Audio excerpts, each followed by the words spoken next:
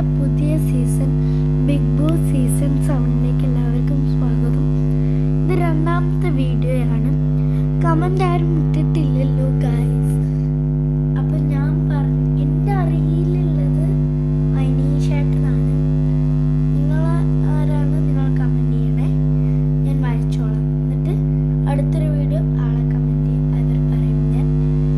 ഇന്ന് ഞാൻ വന്നിരിക്കുന്നത് മസ്താനി എന്നായിരുന്നു പേര്.